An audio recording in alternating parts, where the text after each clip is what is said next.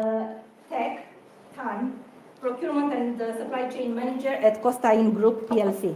Welcome to our Supply Chain Talk live. My fourth panelist and guest is Alexandra Vecheria. We've talked about big brands, we've talked about industries, but what about public procurement and supply chain? So Alexandra Vecheria is here, Head of Procurement and Supply Chain, Homerton University Hospital Foundation Trust.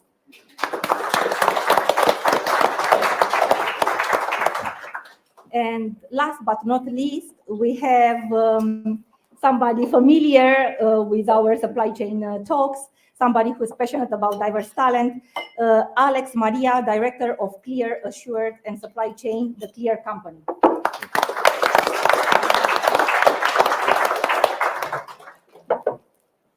So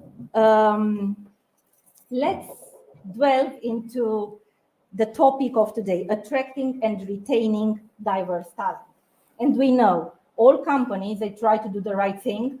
They try to focus on the right recruitment processes, panels, in order to attract talent. But what's more important to attract talent and to lose the talent, the diverse talent on the back door? So I would like us to kick off this discussion on how to overcome diversity challenges by reviewing recruitment policies and skills development.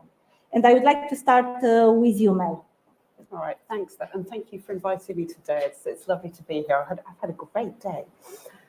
So, we spoke about this a bit earlier on the call, but the thing I hear often is that people see recruitment as a silver bullet. It's like, hey, we need diversity. Let's recruit some diverse people in. Mm-hmm. It's like, yay, tick done. We've done it. We're there. Congratulations, everybody. But then invariably those people will leave because you've got the diverse talent in, but you haven't got an inclusive environment where they feel, oh, I'm really different. I don't feel welcome here. So that for me is like the biggest part to remember about diverse recruitment is it is really important. You need to do it, but it's just one single part of your diversity, equity, inclusion framework. So I think, yeah. Thank you. And actually, there are so many of us, so I'll stop there. So you will lead by example, being inclusive. So yes. David, I'm really keen to understand, to share with the audience what you see when you recruit and you are being invited by your clients. Do they give you a brief to, okay, David, we need this skill set in supply chain and diversity? And how do you challenge if they don't do it? So what's your view and expertise? That's two very good questions, quite frankly. There's a real mix in the market. You do get people who will come to us and say, this is what the role is, we want this, simple as. But you do get others who say, actually, we need to embrace and diversify our talent pool. And for me, the right thing to do is to use an external partner, because what that does is it breaks down any legacy bias that's within the business, any legacy relationships that are within the business, and it gives the client the opportunity to go out and get a proper benchmark. Mm-hmm. And what we do as experts is we can then go out to market and say, okay, what's the makeup of your team at the moment? Where are the opportunities? And then we can bring fresh perspective and fresh full spectrum diversity into the organization. One example of recruitment strategies that companies still need to accelerate, something that you see that they are not yet there in terms of attracting, recruiting deliberately and flexing that muscle of diverse talent. I think what I see quite a lot is, and it is changing now, you get sectors who say must have sector experience, because that's going to limit the pool down, right? Because where the legacy and traditional roles have been undertaken by a certain part of society, that means you've only got a certain talent pool to choose from. Mm-hmm. So we as experts have to push back and say, why do you want that sector experience? If it's regulatory, then surely you've got enough regulatory experience within the business. Right. So bring in diverse and innovative minds and take it that way.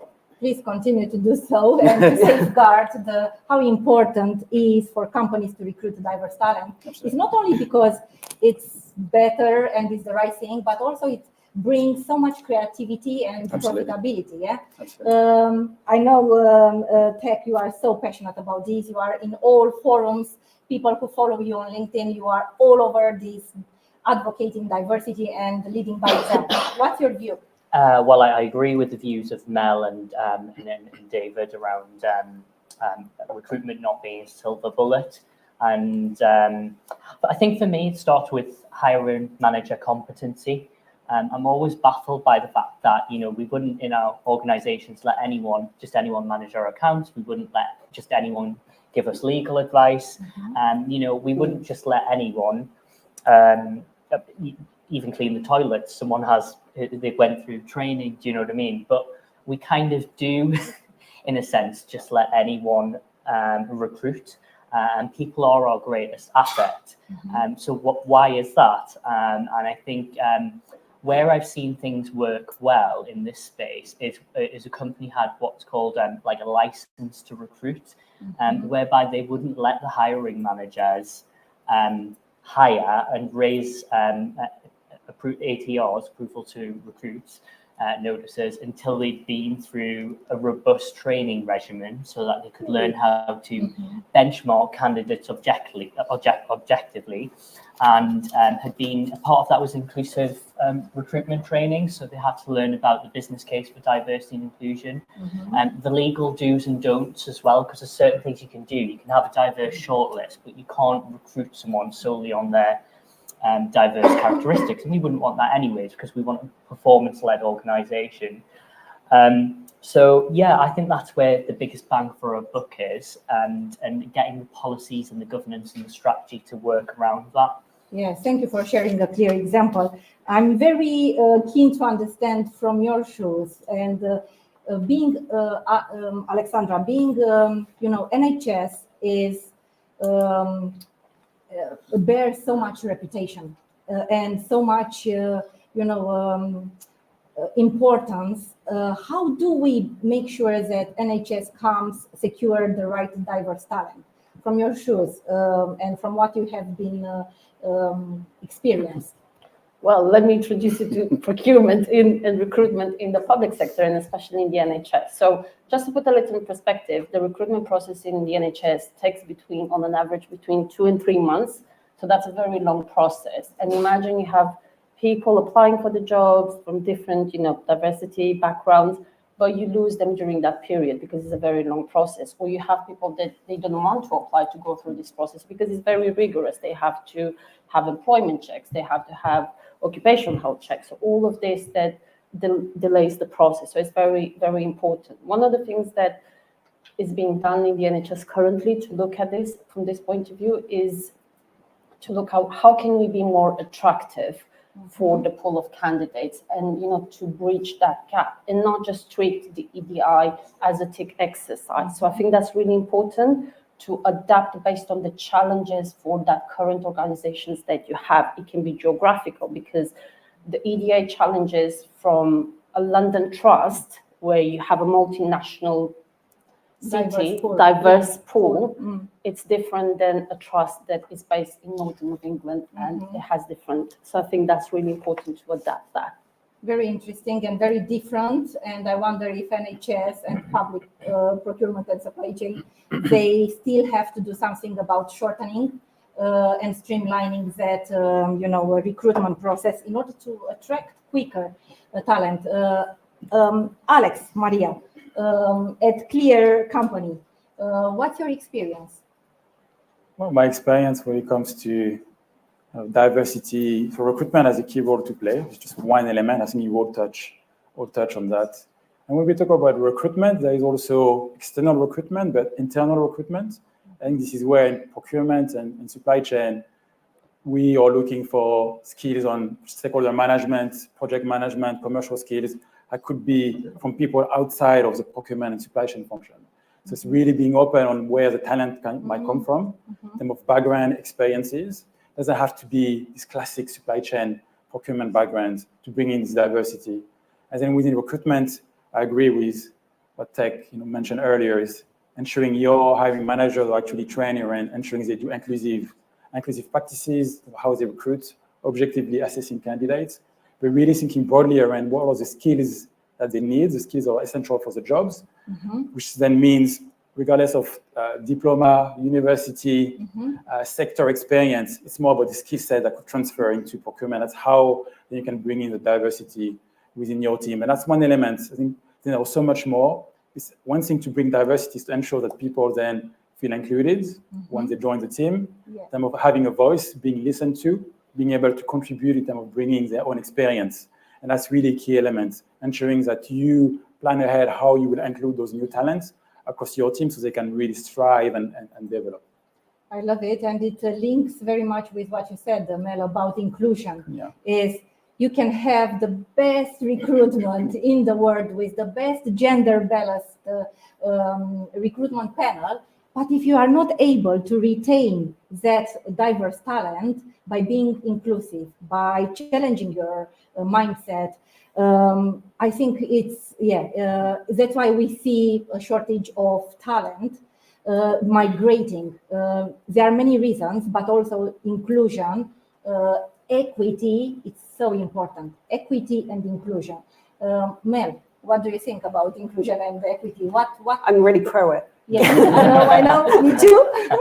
I'm just thinking, we're talking about diversity, and I've spoken to so many really interesting people here today, and they're going, well, what about recruiting the right person for the right job? And I get that because the pool of diverse talent is quite small still, and we've got to go back to the beginning of the pipeline and go, well, if we're not getting diverse talent at the beginning, I can talk about the broken rung, but that's something, fewer women being promoted at their first stage. But we've got to be going, we know there aren't enough women in STEM. We know that, or people of colour, whatever it is, in minority groups. And we've got to be going out there into schools, into universities, and we've got to be getting these great role models out there. So get your diverse talent in front of the new up and coming diverse talents. They go, hey, you can be here. Look, I'm doing it. Therefore, it's something that you can do too. And we start getting them in there because unless we've got the pipeline, we haven't got the talent pool to recruit from. Exactly, David. What's your take on inclusion? Yeah, I think what Melanie said is absolutely spot on, and where I've had some really interesting assignments with some of the big FTSE 100s, has had the most success is where they've said, actually, don't go and find someone who's doing the role now, go out and find people with aptitude, people who've got the desire to do it, and then we benchmark them against those internally, and we put the internals through the same process. But it's recruiting for skills, not for experience, which is so few people do that. Absolutely. And that lasted, the output of that campaign was so successful for the client that they had much longer engagement for the people they brought in. They didn't come in because they were having a problem whereby people were staying for 18 months, being headhunted out, or taking the badge of that particular company and leaving for a pay rise. And actually what happened was the average tenure of the people who went in there was about 4.5 years. Wow, This is incredible. It was, it was really impressive. Yeah. Tech, any tips, any strategies around inclusion to make people really, for something simple for companies to do in order to retain this diverse talent?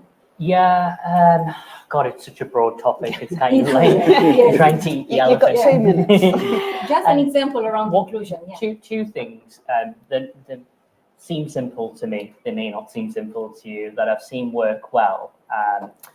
One of them is we've all got behavioural competencies. We've all got a values framework in our different organisations. It is usually woven into the recruitment process in terms of how you're supposed to hire candidates. Occasionally, it's woven into the promotion criteria, and how well people assess against those criteria is another thing. But I seldom see organisations actually measure how well people are performing against those behavioural competencies in a real-time way once they're onboarded. I mean, sometimes they do it in the PDR process, but I sometimes feel like the PDRs, people are sometimes a bit afraid of having difficult conversations. They're afraid of their prized employees leaving if they give them bad feedback. So one thing I've seen work well is an organisation used like a behavioural app, and it wasn't kind of a harassment line or raise a grievance. It was more like, have you seen suboptimal behaviours or exclusionary behaviours, without naming the individual, on your project in your workplace, and putting them into this app, so that the HR function could facilitate and churn out solutions, do you know what I mean? And get a kind of like a live ongoing pulse survey to actually address and pinpoint what those exclusionary behaviours are and formulate the people strategy and the guidance for cultivating and fostering an inclusive culture around that. So more of a data-driven approach. So for me, that seems like we're saying we want to be digital and data-driven. Let's just do it. Do you know what I mean? Let's latch onto solutions like that. Display the right behaviors. Alexandra, what's your view on how does NHS master inclusion in order to retain diverse talent? So I will try to reach out on some of the points that have been discussed, but from a public sector perspective. So talking about now, we all know that in the NHS, the vacancy rate now is quite high. So this is something that we're looking at. How can we create a pipeline for the next generation? Because we don't have enough nurses, we don't have enough doctors. So this is something that is high on the agenda. David's point on the experience and being part of a sector. This is something that before, when recruiting, in the job advert, they would say you must have NHS experience. Then that automatically, the pool is minimized. And this is why now that's being, removed. It's healthcare or, similar experience.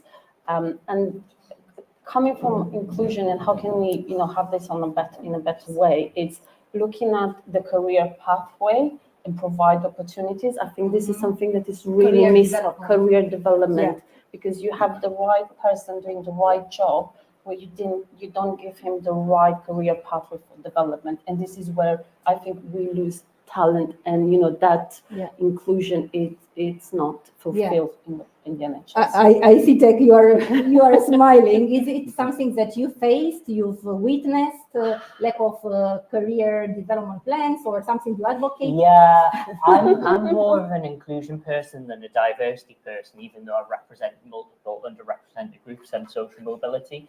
I always say I'd rather work with a white heterosexual male leader who has exemplary behaviors, is emotionally intelligent, is sort of focused, people-centric, and focused on my needs and how he can best develop me.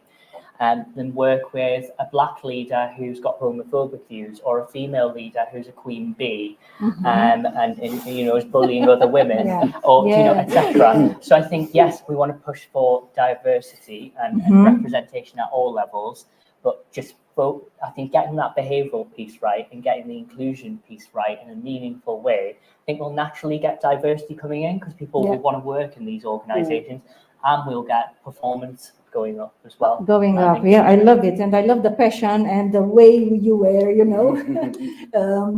Alex, what's your view on inclusion?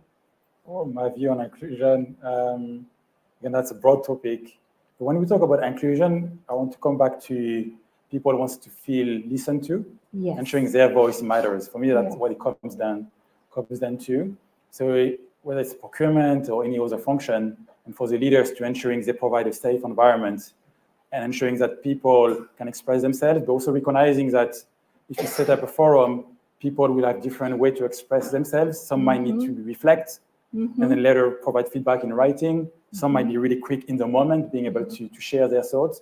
Just recognizing that across your team and ensuring that everyone is included, recognizing they might have different ways to communicate. And then it's also, as a leader of a team or companies, thinking this feedback, and asking people how they feel around performance management, around progression, how they feel about the recruitment processes. Just asking those questions goes a long way in terms of people feeling like their voice matters. And do you really feel included? And this is so important about creating the right culture. And do we think that supply chain is better at creating better or worse, or lagging behind other functions at creating inclusive behaviors? Because inclusivity can happen just by you have an introvert and an extrovert at the table, somebody who loves talking like me, but somebody who loves really reflecting and is a bit shy. So how do you create, as a leader in supply chain, how do you make that introvert person being heard and encouraged to express their thought? Yeah, I think it started with recognizing actually what are the different profile in your team, their tendency, in terms of how they communicate and how to get the best out of them. That's, I feel, the starting point. And then if you realize there are different style and some introvert in your team, then how would you cater to ensure you gather their feedback, which might be different to if they engage with you, Anna, or someone else in the team. And sometimes might be actually before everyone provides feedback, we'll have 5 minutes to reflect. Yeah. Right? And just it's valuable for everyone anyway, but then it will really help some of the introverts in the team or people that are more reflector and need this time to process and then come back with actually valuable inputs. I've heard the leaders who have been very successful, and I experienced being managed by one of that leaders saying, Anna, you don't have the right profile to step in that job. And when I asked, what's missing? And I was told, it's just we need a different style of engagement. Your engagement is quite direct. We need a very different. In that moment, I felt not included. I felt there were many affinity biases linked to a certain job profile. And this is when inclusion needs to start. And when people like us in this situation call it out. And I was like, I disagree with you, with what you are saying. But not many people have this, the courage. Mel, what do you think? And I know you advocate for this, speaking up and standing up for truly inclusive leadership. Yeah, I mean, with so many things to say. I think I'm going to come back to culture and sorry for the people who were in my roundtable discussions earlier because I'm going to be repeating myself. But we talk about culture, and it's the single. You're all nodding. It's the single biggest piece of diversity, equity, inclusion.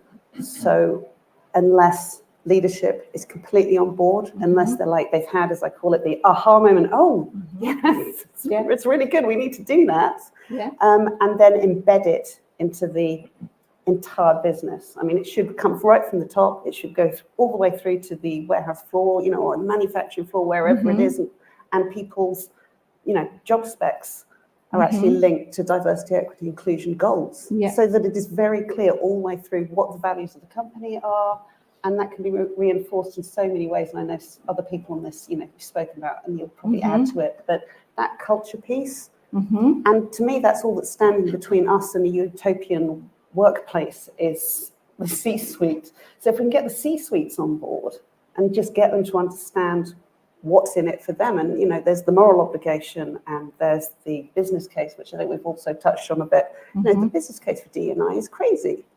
It's absolutely, basically, the company will make more money. It's like, what more of an incentive? You're more innovative. You'll make better decisions faster. So many benefits. And I say this, if someone said there was a bit of software out there that could bring you all of those benefits, people, it'd be splashed over the cover of every single magazine everywhere, going, well, where have you got to? But because it's diversity, equity, and inclusion, because it's people, which, that's kind of an HR thing. It's not so important, really. Yes. It's like, it's absolutely crazy. So I'm going into a bit of a rant. Yes. But it's like you said, it's, the people are the most important thing. You can have the best supply chain, but if your people aren't engaged and they're not performing, what's the point? And we've seen after the pandemic, and I like to think about the pandemic was the best teacher. And we need to, as supply chain leaders, we need to build on the back of that teacher various lessons learned. And we talked about technical, operational mitigation action, but what's the lesson learned in terms of people resigning? I was part of the big resignation because I realized it's more than a fancy title, Anna. It's the job. Can I make a difference? And that was me realizing after 2 decades, having all these fancy titles, traveling the world. I realized, but I can't make a true impact on people because I'm not allowed to move the needle because I don't feel included. How can I make my team feel included? It's not valued. Exactly. There's no value seen in it. Exactly. How do you advise? Do you advise your clients on It's a good question. I think what everybody else has touched on is really critical, right? And that's people need to feel they have a voice. It's as simple as that.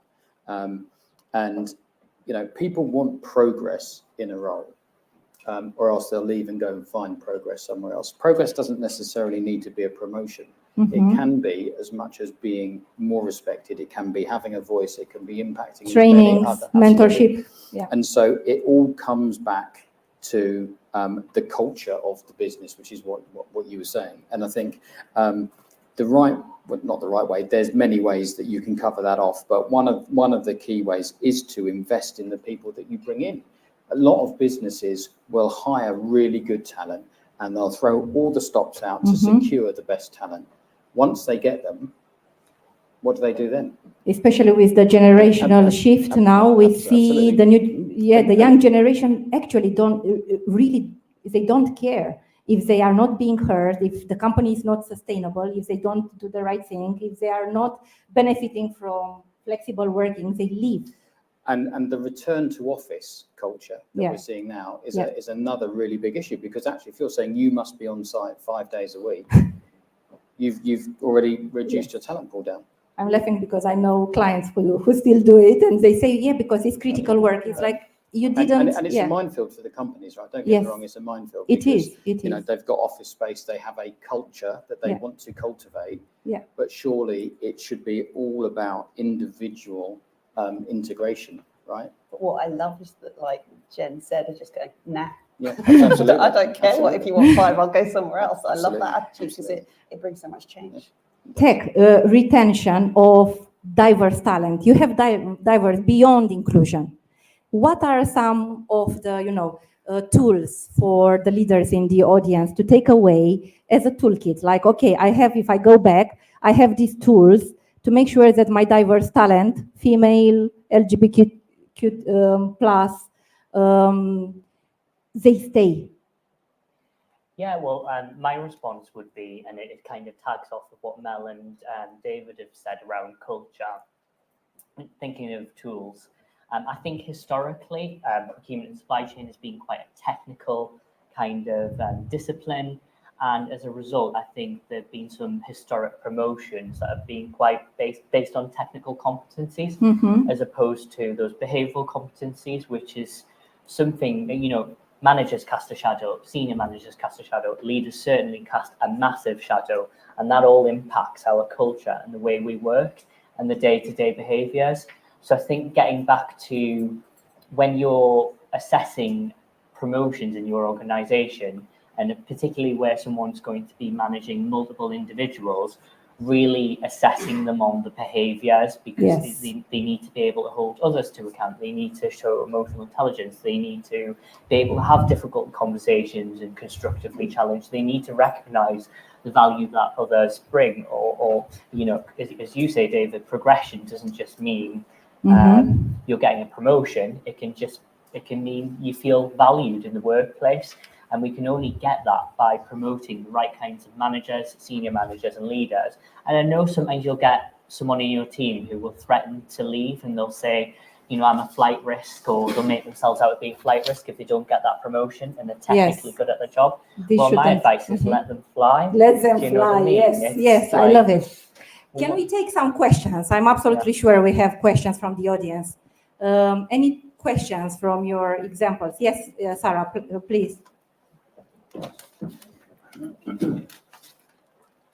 Hi, I think just a quick question, because as you were talking about diversity and inclusion, and what especially on the inclusion side of things, I see in many other areas like sustainability and ESG, there is a lot of advocacy towards legislation and more rigor around how you apply methodologies and all of that. Do you think this is an area that collectively should have more of a structured advocacy group, or if there is already in the industry, do you think is trending towards the right direction, or is there still work to be done? Alex, would you like to? It's a good question, because all laws in the UK that's applying to any sectors, not just procurement and supply chain. What I'm seeing is there are the link being made between diversity and inclusion, social value, and sustainability. And I see companies joining the two agendas, thinking about their supply chain, not just their people, but the external impact they're having on local communities. They're working on their supply chain, ensuring that they drive diversity, equity, and inclusion, on supplier diversity, working with diverse suppliers. That's where I see the two agenda of ESG and diversity being joined up. But in terms of forum, also I see some forums that tend to be related to supplier diversity, not necessarily to the wider inclusion aspect. And it's really focused on getting this diverse supply chain, not necessarily on raising D&I standards across their supply chain. And what I mean by D&I standards is in terms of some clients expect now their major suppliers to ensure they have best practice D&I, that they have policies in place, and be part of tenders. But then it's also as major suppliers, how do you ensure it's flow down to your subcontractors? That's where I feel there's more work to be done, and more forums, cross-industry forums. I see it in the construction industry, there's a collaboration. Even in the insurance industry now, I see collaboration. It's not really across all the sectors. No. And the chemical industry just started a consortium for women in logistics because they said they're just not enough. Can I add something to the answer? Of course, that? yeah. But just there's no coordination. There's no clear cut. The thing is, we do know what needs to be done, and I think legislation is going to follow what the big companies are doing. So the likes of Microsoft, who are just like leading the way. It's not perfect, but Dow, I think, is another one that's very good in the chemical industry. They are leading the way. They're saying this is what the D&I policy. These are what your benefits need to look like to be aligned to your D&I policy, and embedding it. So hopefully, equal parental leave, such a basic one. It's like closes, massive impact on the gender pay gap. Those things big companies are doing, and hopefully legislation will catch up very soon. Alexandra, yes. Can I just Yes, of course. something? Yeah. So Homerton is acting as an anchor institution. So the social value element and the diversity and inclusion works really closely, because we're looking not just at our staff, our patient, but we're also looking how can we give back to the community? How can we give back to the suppliers within our community, making sure that, we recover from the pandemic, making sure we look at our patients. And some of the changes from the NHS is not necessarily, it's not treating patients anymore, it's preventing them to come to the hospital. And this is where the big agenda, the big ticket is. So I think, NHS, they're already looking at this. They're already looking at their patients. And, for us, patient outcome and patient care is at the heart of what we're doing. And that's really embedded in that social value element. And how can we push, especially we're one of the biggest employees in Europe. So we should have a voice on that. And I think that's really important. And I see your passion, Alexandra. So please, keep displaying this inclusive leadership, because NHS needs people like you. More questions, please, from the audience. Yes, please. Yes, Daria. Thank you. Does it work? Yeah. I'm not sure it fits specifically the DEI definition, but can you comment on inclusion of people who experienced burnout and other mental health and stress issues at work? Because I think the amount of leavers for this sole reason is huge. Yeah, any best practices and you deserve a second mug. Lovely question. Yeah, who would like to answer that one? I can have a go. Yes, please. I think it's such a big topic as well, and it's a very important topic. It's almost going into the realms of, it is going into the realms of health and well-being. I think where I've seen organisations tackle this effectively, and because it is a big issue in my industry where we are spread quite thin, many of us have to wear many different hats, is where the organisation is really embedded psychological safety at their core. It's woven through every fabric of the organisation, and talent management, in so much that employees feel comfortable and safe putting their head above the parapet and asking for help when there is burnout, and asking for that support, and they don't feel like there is, there's going to be an unreasonable rejection of that, or it's a culture where they can't speak up and ask for help. It comes down to good management as well. And I think I did see an improvement in organizations that adopted and continue to adopt dynamic working past the pandemic, and practice it in a meaningful way. I think I've seen organizations adopt semi-retirement packages as well, which has really helped from a skills point of view, retaining skills in the industry, but also when they know how to manage semi-retirement and reduced hours, because you're not just compressing someone's hours into not compressed hours, instead. Yes, really, so much richness and so many techniques on how to do it. From your experience as a recruiter, it's another interesting point. I don't think it's addressed very much at all. A lot of people will move on when they feel that they can't get over that hump where they are, and I think. Sorry, butt in, but and I think from that, it is something. It comes back to the culture. What you're saying is right. It's all about feeling comfortable and saying to the people that you're working with, listen, I'm on the edge. I need some time just to recalibrate, refresh, and reset. I forgot to add that often those people are high performers. Absolutely. Exactly. Absolutely. Yes. Absolutely. Yes. Absolutely. Because I think it's a culture, Daria, from my experience of managing people for decades and hiring people, but also losing talent. And I have in this room someone I lost. And not the friendship, but I lost her as a talent because I was helpless as a leader to retain her. I didn't have enough leverage to, in terms of rewards, in terms of career development in line with her ambitions, because the company was not agile enough, progressive enough to come up with more innovative techniques to retain talent. And we are losing talent. But more than ever, as you said, it's burnout. People, high-performing people, we keep, as managers, they keep pushing them because they can do it, because they are high-performing, until they break and people no longer accept it. So I think this is really good. It's important more and more, and it's very linked to attracting and retaining diverse talent, because time flies quickly when we talk about what's really close to our hearts. I would like to invite you as a round table to, if you are to give the audience one key takeaway, what would be that? Alexandra. I came prepared with something. First, I said you're as inclusive leader as your team is diverse. So I think that's really good because that is reflected in you. But based on conversations that we had, also one of the advice that I would give is, if you find something or if you see something that is not as your standards, you should have the courage to speak up and you should act on it. Don't wait for someone else to do it.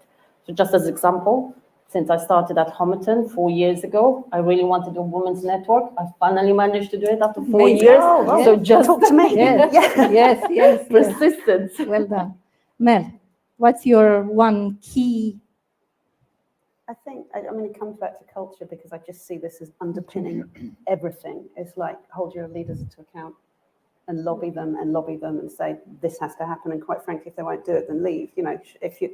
I understand that's a position of privilege and, but it's like, this just has to happen. This is the change that has to happen, because there has to be compassionate leaders to stop burnout, because that's what people want. They want them, we ran a survey after at the end of the pandemic. It's like, what do you want? We want compassionate leaders. We want people who see us and our burnout and whatever's going on, because it's a tough industry. So yeah, hold your leaders to account. Yeah, I love it. I would like to see a policy when leaders are being hold it accountable. And I'm working on it. Yes, amazing. David, your key action. So I guess it's more of a phrase actually from my side, and it's lead, don't follow. It's as simple as that. Because don't just follow what everybody else does. If you feel something needs doing, lead, and just be the head, not the tail. Just go out and do it. I love it. Tech. I liked what that lady raised around legislative advocacy, and that's changed my answer, because I think legislation, it often gets stepped down into policies, and that's great. But we've all got a modern slavery policy, but I think you'll find criminals don't tend to read policies, and we've still got modern slavery in every sector, do you know what I mean? So policies don't really help us, they don't change the way people behave when no one's looking, is what I find. So it does go back to culture, getting the right people in managerial and senior manager and leader roles, and then making sure we're casting the right shadows, and making sure the rewards and consequences of not adhering to that culture are correct and consumerate as well. I love it. Otherwise, it's the so what. Thank you, Tech. Alex, your key action. Going back on inclusion that we discussed is one action will be just to ask questions to your team, or asking your manager to engage with a wider team if it's more relevant, and ask questions. And what I mean by question is asking people, so how would they describe the culture in the team? Just this question would be interesting to hear as a different I love it. perspective. I will take it away. Yeah. Yes. So asking about the culture, how they feel about performance, about recruitment, just asking those open questions and having team conversation or one-on-one conversation with individuals. Love it. From my side, I want to leave you with one statistic that if you bring it back to your teams, please, it's a statistic, powerful statistic, brought to life by United Nations. It will take 146 years to achieve equal representation in leadership in the workplace. 146. So each and everyone in this room can make a difference when we go back. So I want to leave you with that. And I want to thank this amazing, diverse, provocative panel. I want to thank you, Alexandra. Thank you, Mel. Thank you, David, Tech, and Alex.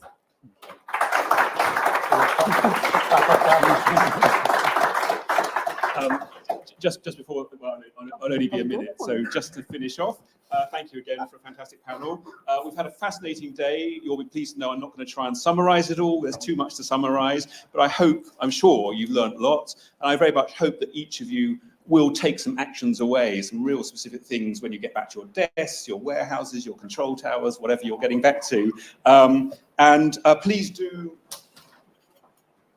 fill out the form. It's much appreciated whether you like things or didn't like things. It helps us shape future events really well. And finally, some thank yous. So thank you to all our speakers and panelists, and to Anna, fantastic co-host. Thank you to Russell, Katie, and the Business Reporter team who organised things so incredibly excellently. And finally, thank you to all of you, because it's been hot, I have to say. So well done, persevering. But also, we've just been overwhelmed by so many questions, so many contributions, in the panels and the discussions. It really makes a difference, and I hope you've all got lots out of it too. And just finally, drinks will now be served next door. So please network, keep those discussions going, and thank you again. Have a nice evening.